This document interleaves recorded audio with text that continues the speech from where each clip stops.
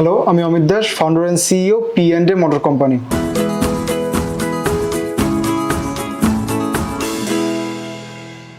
বিশ্বব্যাপী ফুয়েল ক্রাইসিসের কারণে ইঞ্জিন চালিত বাইকের ফুয়েল কস্ট এখন অনেক বেশি এবং একই সাথে এরা পরিবেশ দূষণ করছে। আর তাই ভবিষ্যতে নির্বিঘ্ন ট্রান্সপোর্টেশন নিশ্চিত করতে আমরা নিয়ে এসেছি eco friendly low cost made in Bangladesh electric bike. তেল গ্যাসের চিন্তার দিন শেষ। আমাদের ইলেকট্রিক বাইকে মাত্র 10 টাকার চার্জে 100 কিলোমিটার যেতে পারে, যেখানে ট্রেডিশনাল বাইকের খরচ হয় 260 টাকা।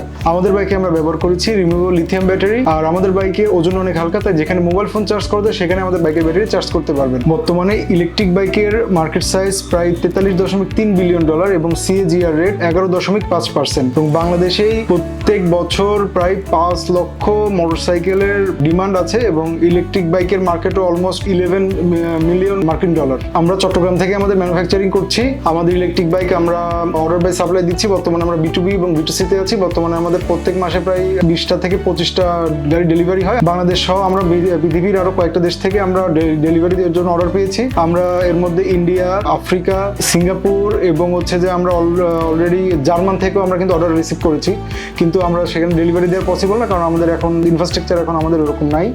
ভবিষ্যতে যখন আমরা আমাদের ম্যানুফ্যাকচারিং ক্যাপাসিটি আরো বাড়াবো এবং আমাদের ইনফ্রাস্ট্রাকচার আরো বাড়াবো, তখন আমরা বাংলাদেশের মার্কেট ক্যাপচার করার পরে আমরা আমাদের বাইক বিদেশেও আমরা রপ্তানি করতে পারবো। স্মার্ট বাংলাদেশ অ্যাক্সেলারেটর প্রোগ্রামে জয়েন হওয়ার পর থেকে আমরা অনেক কিছু শিখেছি, অনেক কিছু জেনেছি। ওয়ান-টু-ওয়ান মেন্টরিং সেশনের মাধ্যমে আমরা আমাদের বিজনেসের অনেক প্রবলেম সলভ করেছি। সবাইকে ধন্যবাদ স্মার্ট বাংলাদেশ অ্যাক্সেলারেটর প্রোগ্রামের।